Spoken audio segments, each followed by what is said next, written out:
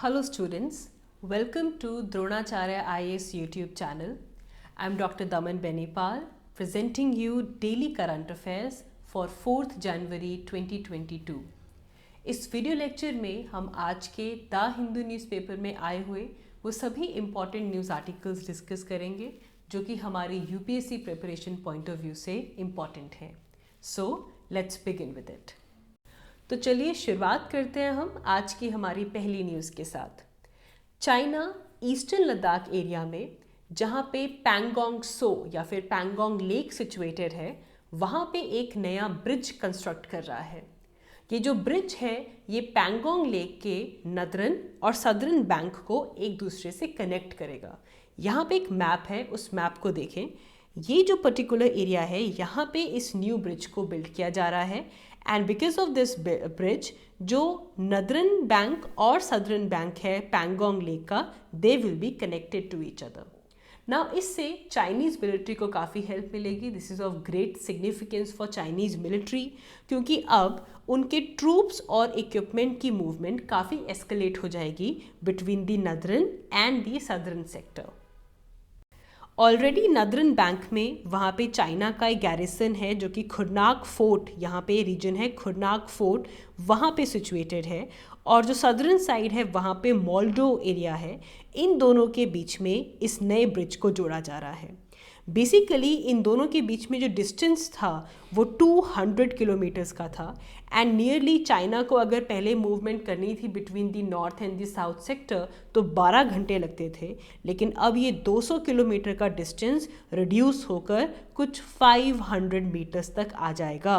And जिस पहले movement को जिसको 12 घंटे लगते थे अब वो 3 to 4 आवर्स के अंदर ही पूरी हो जाएगी. नाउ इसको लेकर क्योंकि अब चाइना ने अपनी टेरिटरी के बीच में एक ब्रिज बना दिया है तो इंडियन आर्मी को भी अब इस फैक्टर को अपने ऑपरेशनल प्लान्स के अंदर लेकर आना होगा. एंड यहाँ पे हमें एक और चीज़ समझनी होगी. इंडियन आर्मी की जो सदरन बैंक है वहाँ पे चाइना के कंपैरिजन में हमारे पास टैक्टिकल एडवांटेज है. कैसे? अगस्त में इंडिया ने कुछ ऐसी वेकेंट पीक्स को एक्वायर किया है जिसकी वजह से इंडिया को ये जो सदरन एरिया है, जो मोल्डो एरिया है जिसके साथ चाइना ने अभी ये ब्रिज बनाया है, इंडिया ने ऑलरेडी उन पीक्स को ऑक्यूपाई करके वहाँ पे अपनी टैक्टिकल डोमिनेंस क्रिएट कर दी है. सिमिलरली इंडिया ने नदरन बैंक पे भी फिंगर 4 के पास अपनी पोजीशन को वहाँ पे भी स्ट्रॉन्ग किया हुआ है. तो अब इसके साथ हमारा ये रीजन इम्पॉर्टेंट हो जाता है यूपीएससी पॉइंट ऑफ व्यू से भी. तो आज आप लद्दाख का मैप ओपन करेंगे और वहाँ पे पैंगोंग लेक को भी मार्क करेंगे. एंड ये जो पैंगोंग लेक है ये बेसिकली ग्लेशियल लेक है. जो आसपास के माउंटेन्स पे जो ग्लेशियर्स हैं वो ग्लेशियल वाटर मेल्ट होकर आता है और इस एरिया में डिपॉजिट होता है and it forms the Pangong lake. तो ये पूरा का पूरा रीजन हमारे यूपीएससी पॉइंट ऑफ व्यू से as a place in news काफ़ी इम्पॉर्टेंट हो चुका है. आगे बढ़ते हैं. हमारी नेक्स्ट न्यूज़ सूडान से है. सूडान जो कि इस वक्त पॉलिटिकल क्राइसिस फेस कर रहा है. अगर हम सूडान की जर्नी देखें 2019 से ही टुवर्ड्स सिविल रूल सूडान की जर्नी काफ़ी ज़्यादा फ्रेजाइल रही है. सबसे पहले तो सूडान के जो ऑटोक्रेट रूलर थे उमर अल बशीर, उनका ऑस्टर होता है. जिसके बाद मिलिट्री कू किया जाता है bye general Abdel Fattah al Burhan. And उसके बाद वहाँ पे अब्दुल्ला हमदोक जो कि सिविलियन प्राइम मिनिस्टर थे उन्हें डिटेन कर दिया गया था. अब इसको लेकर एक नई डेवलपमेंट ये आई है कि सूडान के civilian prime minister Abdalla Hamdok ने रिज़ाइन कर दिया है 2 months after the coup which was held by general Abdel Fattah al Burhan. ना वहाँ के अगर हम पॉलिटिकल सिचुएशन को समझें तो हमदोक एक सिविलियन फेस थे for the country's fragile transition, whereas general Burhan he was de facto leader following Bashir's ouster. And अब जो हमारे प्राइम मिनिस्टर अब्दुल्ला हमदोक थे सूडान के, उन्होंने भी रिज़ाइन कर दिया है. Now this is a very volatile issue. Political जो कंसेंसस है, जो पॉलिटिकल सिनेरियो है सूडान का, वो कम्प्लीटली चेंज हो रहा है. अब आगे आने वाले दिनों में भी हमें यहाँ पे सूडान से रिलेटेड और बहुत सारी डेवलपमेंट्स देखने के लिए मिल सकती हैं. तो फिलहाल इस सीरीज़ ऑफ इवेंट्स को समझेंगे कि सबसे पहले वहाँ के जो ऑटोक्रेट थे उन्हें आउस्ट किया गया उमर अल बशीर, जिसके बाद मिलिट्री कू करवाया किसने, जनरल बुरहान ने, एंड उसके बाद अब्दुल्ला हमदोक को डिटेन कर दिया गया था। और अब रिसेंटली क्या हुआ है, अब्दुल्ला हमदोक जो कि वहाँ के सिविलियन प्राइम मिनिस्टर थे, जो कि सिर्फ और सिर्फ एक चेहरा थे of the Sudan's government, actual control किसके पास था, जनरल बुरहान के पास था। तो सूडान के सिविलियन प्राइम मिनिस्टर ने भी अब रिज़ाइन कर दिया है। सो आगे आने वाले दिनों में सूडान को लेकर जो भी डेवलपमेंट्स होंगी हमें उसे बहुत ही क्लोजली वॉच करना होगा।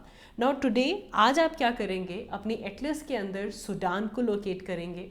यू विल सी वहाँ पे आपको एक और कंट्री मिलेगा विच इज़ साउथ सूडान, जो कि 2011 के अंदर अलग कंट्री डिज़ाइन होता है। तो आप सूडान के जो नेबरिंग कंट्रीज़ हैं उन्हें देखेंगे। यू विल सी कि सूडान कौन सी इंपॉर्टेंट वाटर बॉडी को टच करता है, and you will try to find one feature which is differentiating Sudan and South Sudan.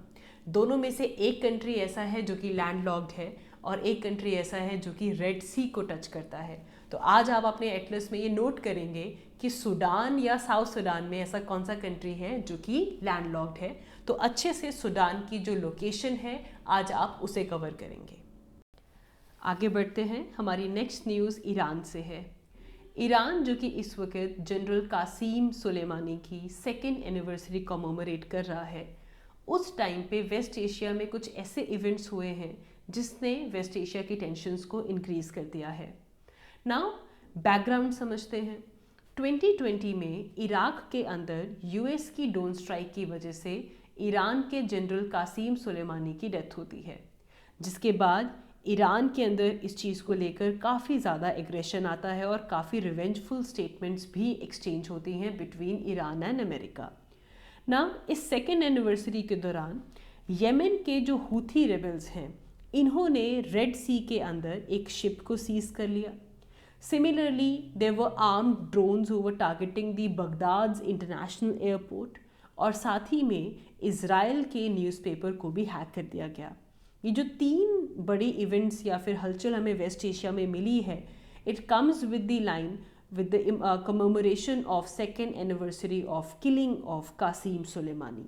ना ये उस टाइम पे हुआ है जब 2018 के अंदर डोनाल्ड ट्रंप ने अपने अमेरिका को विड्रॉ कर दिया था from the Tehran nuclear program, और जिसकी वजह से तेहरान का न्यूक्लियर प्रोग्राम काफ़ी लिमिट अप हो गया था। एंड राइट नाउ वियना में इसको लेकर there are already talks going on कि किस तरह इस प्रोग्राम को रिसस्किकेट किया जाए। एंड ये जो 3 इवेंट्स हुए हैं, हूथी रेबल्स का रेड सी के अंदर एक शिप को सीज करना, बगदाद इंटरनेशनल एयरपोर्ट की तरफ आर्म्ड ड्रोन्स का टारगेट होना और इज़राइल के न्यूज़पेपर का हैक होना, इसने पूरे के पूरे वेस्ट एशिया की टेंशन्स को डेफिनेटली इंक्रीज़ कर दिया है। तो आगे आने वाले दिनों में हमें वेस्ट एशिया में होने वाले डेवलपमेंट्स और जो भी अपडेट्स वहाँ से आएंगे उसके ऊपर काफ़ी नज़र बनाए रखनी होगी। आगे बढ़ते हैं।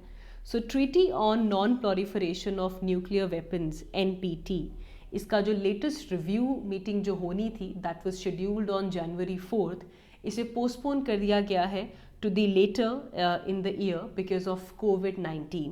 Now non proliferation of nuclear weapons ये एक मल्टीलेटरल ट्रीटी है जिसका मेन एम है to limit the spread of nuclear weapons.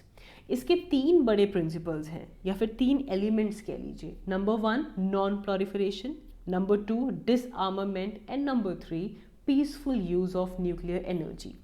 ना इसको लेकर, इन एलिमेंट्स को लेकर there was a grand bargain between the 5 nuclear weapon states. ना ये 5 न्यूक्लियर वेपन स्टेट्स कौन सी हैं?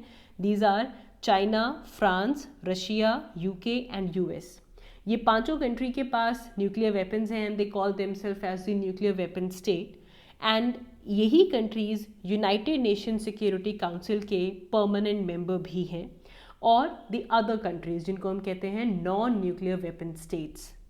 ये ट्रीटी 1968 में साइन हुई थी और it came into force from 1970 and presently इसके 190 मेंबर्स हैं।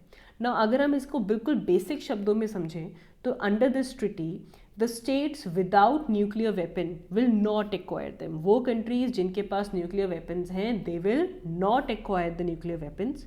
देन वो स्टेट्स जिनके पास न्यूक्लियर वेपन्स हैं दे विल परस्यू डिसआर्मामेंट, वो अपने वेपन्स को डिसआर्म कर देंगे। एंड सारी कंट्रीज, चाहे वो न्यूक्लियर कंट्रीज हो या फिर नॉन न्यूक्लियर कंट्रीज हो, they can use nuclear technology for peaceful purpose only and that too under safeguards. तो इसको लेकर इन 5 ग्लोबल न्यूक्लियर पावर्स ने ये प्लेज लिया है that they will prevent the atomic weapon spreading and they will avoid the nuclear conflict. And यहाँ पे सबसे बड़ी रिमार्केबल चीज़ ये है कि इस न्यूक्लियर स्टेट्स के अंदर रशिया और यूएस भी आते हैं, जो कि right now because of Ukraine crisis they were on the logger heads. लेकिन इस न्यूक्लियर इशू को लेकर ये पांचों की पांचों countries including Russia as well as US they showed the common stand that they will avoid the war between nuclear weapon states and they hope कि ये जो मूव है ये ग्लोबल टेंशंस को रिड्यूस करेगा. आगे बढ़ते हैं. हमारी नेक्स्ट न्यूज़ इंडिया के मर्चेंडाइज एक्सपोर्ट्स के बारे में है. Ministry of commerce and industry ने इन्फॉर्म किया कि अगर हम दिसंबर मंथ की बात करें, दिसंबर 2021 में इंडिया के जो एक्सपोर्ट्स रहे हैं दे वर अराउंड $37.3 बिलियन. ये जो फिगर है ये अब तक का हाईएस्ट मंथली फिगर है. मतलब अगर हम सिर्फ और सिर्फ दिसंबर मंथ में हुए एक्सपोर्ट्स की बात करें तो दिसंबर 2021 में $37.3 बिलियन का ये जो एक्सपोर्ट है ये दिसंबर का हाईएस्ट नंबर अचीव किया गया है. इसके अलावा ministry of commerce and industry ने ये भी बताया कि हर एक सेक्टर ने एक सिग्निफिकेंट ग्रोथ शो की है, specially from April to December 2021. हर एक सेक्टर की जो ग्रोथ है वो हिस्टोरिकली हाई रही है. और यहाँ पे अगर हम सिर्फ और सिर्फ दिसंबर मंथ के एक्सपोर्ट फिगर को कंपेयर करें तो पिछले साल की कंपैरिजन में इस साल हमें 37% का ग्रोथ देखने के लिए मिला है. ऑल्दो सभी सेक्टर्स ने अच्छा परफॉर्म किया है, लेकिन 2 सेक्टर्स ऐसे हैं जिन्होंने रिमार्केबली हमें परफॉर्मेंस दी है. Number 1 is merchandise sector and the other one is IT sector. Now in दोनों ही सेक्टर्स पे गवर्नमेंट का स्पेशल फोकस था. इस पूरे साल इन दोनों सेक्टर्स को लगातार इंसेंटिव स्कीम्स मिलती जा रही थी, जिसकी वजह से इन दोनों सेक्टर्स को बूस्ट मिल रहा था गवर्नमेंट की तरफ से. एंड रिजल्टेंटली हमें रिजल्ट भी देखने के लिए मिला है. मर्चेंडाइज एक्सपोर्ट्स 48.9% ग्रो किए हैं इस साल as compare to last year. अगर हम अप्रैल टू दिसंबर 2021 फिगर्स को कंपेयर करें 2020 के फिगर्स के साथ तो जो ग्रोथ हुई है that is of 48.9%. Similarly service sector में हमारा जो आईटी सेक्टर है वहाँ पे भी हमें सिग्निफिकेंट ग्रोथ देखने के लिए मिली है. इसमें मिनिस्ट्री ने इवन एक्सपोर्ट ओरिएंटेड प्रोग्राम्स जो कि उत्तर प्रदेश गवर्नमेंट और त्रिपुरा गवर्नमेंट के थे उनको भी यहाँ पे अप्रिशिएट किया है. अलॉन्ग विद दिस जो इंडिया के डिप्लोमेटिक मिशंस रहे हैं अक्रॉस द वर्ल्ड, जो एक्सपोर्टर्स हैं हमारे या फिर जो हमारी इंडस्ट्रीज की एसोसिएशन है, इन सब ने मिलकर हमारे इंडिया के एक्सपोर्ट की प्रमोशन की है. इनके कलेक्टिव वर्क की वजह से जो ग्लोबल रीजन्स हैं, स्पेशली जो न्यू ग्लोबल रीजन्स हैं, वहाँ तक हमारे जो इंडिया के एक्सपोर्ट हैं, हमारी जो एक्सपोर्ट बास्केट है वो एक्सपैंड कर रही है. एंड रिजल्टेंटली हमें फिगर्स के अंदर, हमारी ग्रोथ के अंदर इंक्रीज देखने के लिए मिल रहा है. आगे बढ़ते हैं. हमारी नेक्स्ट न्यूज़ इंडिया के अनएम्प्लॉयमेंट डाटा के बारे में है. Centre for monitoring Indian economy, इन्होंने अपने डाटा में ये शो किया कि दिसंबर के अंदर हमारी अनएम्प्लॉयमेंट रेट इज़ 7.9%. अगर हम नवंबर मंथ से कंपेयर करें तो अनएम्प्लॉयमेंट बढ़ चुका है. नवंबर मंथ में CMIE की रिपोर्ट के अंदर अनएम्प्लॉयमेंट रेट 7% थी, जो कि बढ़कर दिसंबर में 7.9% हो चुकी है. अगर हम इस साल की बात करें तो अगस्त में सबसे ज़्यादा हमें अनएम्प्लॉयमेंट रेट देखने के लिए मिला जब ये 8.3% पे था. तो इस दिसंबर मंथ में डेफिनेटली अनएम्प्लॉयमेंट इंक्रीज़ होकर 7.9% हो चुकी है.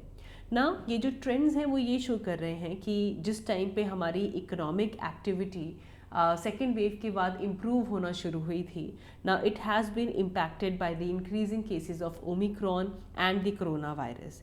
और इसी की वजह से स्टेट्स ने कुछ रिस्ट्रिक्शंस इम्पोज की हैं और उसका रिफ्लेक्शन हमें हमारी अनएम्प्लॉयमेंट रेट पे देखने के लिए मिल रहा है, जो कि दिसंबर मंथ के लिए इंक्रीज़ हो चुकी है.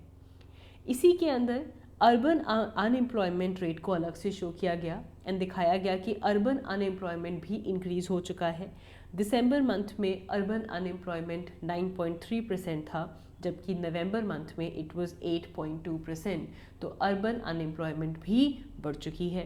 सिमिलरली रूरल अनएम्प्लॉयमेंट रेट 7.3% है और नवंबर मंथ में ये भी 6.4% था। तो मतलब rural as well as urban unemployment बढ़ चुकी है। और यहाँ पे भी अगर आप देखें, urban unemployment is more than the rural unemployment. Now definitely economist they are worrying about the situation because of the Omicron variant, जो कि इकोनॉमिक रिकवरी हो रही थी उसे रिवर्स करना शुरू कर चुका है। यहाँ पे CMIE का जो डाटा है, centre for monitoring Indian economy, इसे इकोनॉमिस्ट बहुत ही क्लोजली वॉच करते हैं। ऐसा इसलिए क्योंकि सेंट्रल गवर्नमेंट अपनी तरफ से कोई भी मंथली फिगर्स रिलीज़ नहीं करता जो कि इंडिया के अनएम्प्लॉयमेंट स्टेटस को शो कर सके। तो इसको लेकर CMIE की जो रिपोर्ट है, जो डाटा है, ये काफ़ी हेल्पफुल रहता है। Now what is CMIE? Center for Monitoring Indian Economy. This is basically a leading information company and it was established in 1976 and it was established primarily as a independent think tank. ये कोई organization नहीं है, it's a company and ये अपने आप से एक think tank के जैसे काम करती है। क्या काम करती है? It basically produces the economic and business databases. तो ये जो डाटाबेसेस ये कलेक्ट करते हैं, डाटाबेसेस जो ये प्रोड्यूस करते हैं for economy and business, it actually help the customers for better decision making and for research purpose, क्योंकि ये एक तरीके का एनालिटिकल टूल बन जाता है। सिमिलरली CMIE की वजह से जो इकोनॉमी के अंदर जो ट्रेंड्स चल रहे हैं उनको हम बहुत क्लोजली वॉच कर सकते हैं। तो CMIE की अनएम्प्लॉयमेंट रेट के लिए अगर हम देखें तो दिसंबर के अंदर अनएम्प्लॉयमेंट रेट बढ़ चुकी है टू 7.9%। आगे बढ़ते हैं। Next is purchasing managers index PMI। PMI index इसे IHS मार्केट इंडिया प्रोड्यूस करता है। ये एक इम्पॉर्टेंट इंडिकेटर है for countries business activity. Country में मैन्युफैक्चरिंग और सर्विस सेक्टर को लेकर जो भी बिजनेस कंडक्ट हो रहा है उसको लेकर ये एक अच्छा एनालिसिस है, एक अच्छा इंडिकेटर है।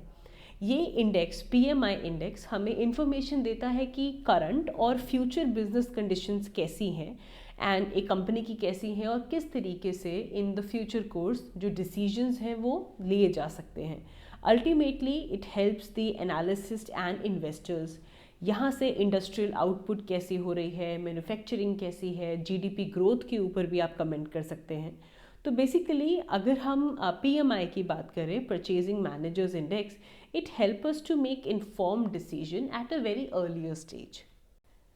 PMI परचेजिंग मैनेजर्स इंडेक्स दो ही सेक्टर्स के लिए प्रोड्यूस किया जाता है, manufacturing and the service sector.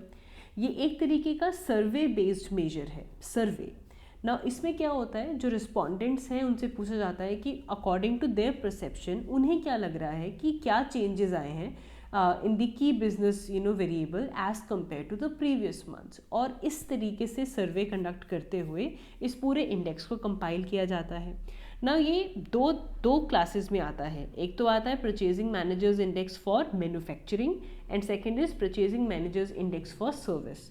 इन दोनों को कंबाइन करके कंपोजिट इंडेक्स प्रिपेयर किया जाता है, but initially they are calculated separately. Now इस न्यूज़ को समझने के लिए हमें कुछ बेसिक्स पता होने चाहिए इस इंडेक्स के। तो याद रखेंगे PMI के अंदर 50 number is very important.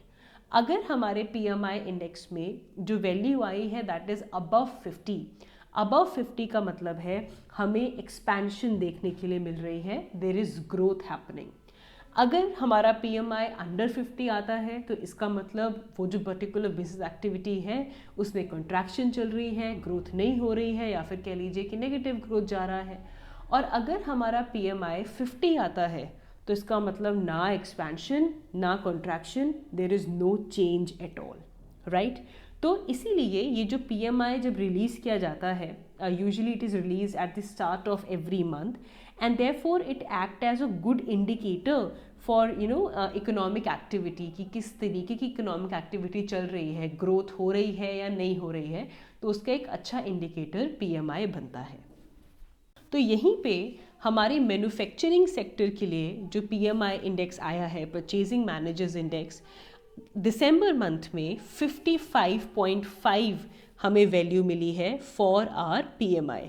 Now अगर हम इस वैल्यू को नवंबर मंथ से कंपेयर करें तो नवंबर में हमारी पीएमआई वैल्यू थी 57.6 और दिसंबर में ये वैल्यू आ चुकी है टू 55.5। ना यहाँ से हमें क्या एनालिसिस निकलना चाहिए। ना सबसे पहले देखिए हमारी जो दिसंबर मंथ की वैल्यू आई है दैट इज़ अबव 50। इसका मतलब जो हमारी आउटपुट है, हमारी जो बिजनेस एक्टिविटी है, उसमें एक्सपेंशन हो रहा है। लेकिन अगर हम इसको नवंबर मंथ से कंपेयर करें तो हमारी जो मैन्युफैक्चरिंग इंडस्ट्री है, मैन्युफैक्चरिंग एक्टिविटी है, वो थोड़ी मॉडरेट हो चुकी है, बट स्टिल हमारी आउटपुट ग्रोथ एरिया में रह रही है। There is very slow rise in sales and new order. And इसका बड़ा रीज़न ये है कि जो बिजनेस सेंटिमेंट्स हैं, जो इकोनॉमी है, it has been hit by the कोविड-19। जो ओमिक्रॉन वेरिएंट आया है उसने इसको हिट किया है। उसके अलावा हमारे पास सप्लाई चेन के अंदर काफ़ी डिसरप्शंस हैं। There was short falling of semiconductors and so many things.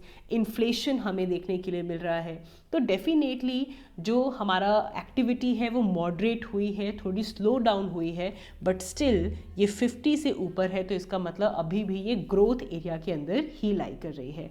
तो अगर हमें ये पता चल जाए कि ये इंडेक्स कैसे काम करता है तो इस वैल्यू को समझना और किस तरीके से बिजनेस सेंटिमेंट इस वक्त चल रहा है, आप इसको ईजिली एनालाइज कर सकते हैं। आगे बढ़ते हैं। सो इंडिया एंड इज़राइल के डिप्लोमेटिक रिलेशंस को 30 इयर्स कंप्लीट हो चुके हैं और इस 30th एनिवर्सरी को मार्क करते हुए ministry of commerce and industry ने ये अनाउंस किया कि India is in talks with Israel. Dialogues शुरू हो चुके हैं to conclude a free trade agreement. India और इज़राइल के बीच में फ्री ट्रेड एग्रीमेंट को लेकर जो डायलॉग्स हैं वो शुरू हो चुके हैं। ना इसी के साथ साथ मिनिस्ट्री ने इन्फॉर्म किया कि हमारे जो बायलैटरल एग्रीमेंट है, जो फाइनेंशियल ट्रेड एग्रीमेंट्स हैं, ये और भी कंट्रीज़ के साथ नेगोशिएट किए जा रहे हैं। For example UAE, United Arab Emirates के साथ हमारा जो फ्री ट्रेड एग्रीमेंट है वो ऑलमोस्ट फाइनलाइज होने वाला है। It is at the verge of finalisation. Similarly हमारा FTA agreement is under process with United Kingdom. Australia के साथ तो काफ़ी एडवांस लेवल का हमने एफटीए एग्रीमेंट हम बना रहे हैं। It was about CECA। काफ़ी ज़्यादा एडवांस लेवल पे हम ऑस्ट्रेलिया के साथ अपना एग्रीमेंट साइन कर रहे हैं। Now it is very important to know that what is basically free trade agreement। क्यों कंट्रीज़ का फ़ायदा है, क्या इससे चेंज आता है फ्री ट्रेड एग्रीमेंट के साथ। तो पहले समझिए कि ये एक तरह की अरेंजमेंट है जिसमें दो कंट्रीज़ एग्री करते हैं टू रिड्यूस और to completely eliminate the custom tariffs. इससे होगा क्या, नाउ इसे समझते हैं। मान लीजिए हमारे पास 3 कंट्रीज़ हैं। There is a country A, there is a country B and then there is a country C। ठीक है जी। जो कंट्री A है इसकी मार्केट बहुत बड़ी है। It has a very large domestic market और इसकी मार्केट बड़ी होने के साथ साथ यहाँ पे काफ़ी ज़्यादा टैरिफ रेट्स हाई हैं। जो टैक्सेस हैं, जो टैरिफ है वो काफ़ी ज़्यादा हाई है। ठीक है जी। अब C कंट्री के अंदर एक कंपनी थी जिसने क्या सोचा कि हमने जाकर A की जो मार्केट है इसे केटर करना है, तो अपना एक प्लांट, अपनी एक ब्रांच हमें कहाँ पे खोलनी चाहिए, हमें A कंट्री में खोलनी चाहिए। तो हमारा जो ये C कंट्री था ये किसकी तरफ पहुँच गया, ये पहुँच गया हमारे कंट्री A की तरफ। और इसको अट्रैक्शन क्या दिख रही थी, इसके लिए अट्रैक्शन थी ये बड़ी सी मार्केट। ठीक है जी। अब क्या हुआ, मान लो कि कंट्री A और कंट्री B ने आपस में फ्री ट्रेड एग्रीमेंट साइन कर लिया कि चलो जी हम दोनों एक दूसरे के साथ फ्री ट्रेड एग्रीमेंट साइन करते हैं। तो A और B ने एग्री किया कि हम दोनों जब एक दूसरे के साथ ट्रेड करेंगे तो B आपको इतने हाई टैक्सेस देने की ज़रूरत नहीं है, मैंने आपके लिए टैक्सेस को, टैरिफ को या तो रिड्यूस कर दिया या फिर आपके साथ जब हम ट्रेड करेंगे तो आपको किसी भी तरह का टैक्स देने की ज़रूरत नहीं पड़ेगी। ठीक है जी। अब ऐसे केस में क्या होगा, नाउ थिंक कंपनी C क्या करेगी। अभी भी कंपनी C A की मार्केट को केटर करना चाहती है, लेकिन साथ ही में वो काफ़ी ज़्यादा टैरिफ्स पे कर रही है। नाउ जब ए और बी का आपस में फ्री ट्रेड एग्रीमेंट साइन हो गया, सो नाउ कंट्री सी की जो कंपनी है it will go towards country B, और वो अपना फर्म, अपनी ब्रांच जाकर कहाँ पे ओपन कर देगी, कंट्री बी में ओपन कर देगी, और यहाँ से ये मार्केट को केटर करेगी अंडर फ्री ट्रेड एग्रीमेंट। अब इसको किसी भी तरह का टैरिफ या फिर टैक्स कम देना पड़ेगा या फिर बिल्कुल नहीं देना पड़ेगा। तो इस तरह से पूरे इकोनॉमिक सिस्टम के अंदर चेंज आता है जब कंट्रीज एक दूसरे के साथ फ्री ट्रेड एग्रीमेंट साइन करती हैं।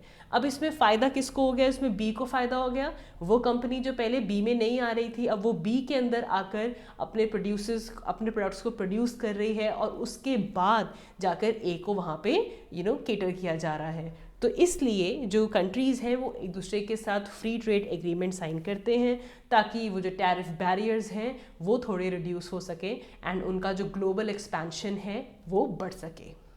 आगे बढ़ते हैं। So India has sought an emergency meeting of general council of world trade organisation.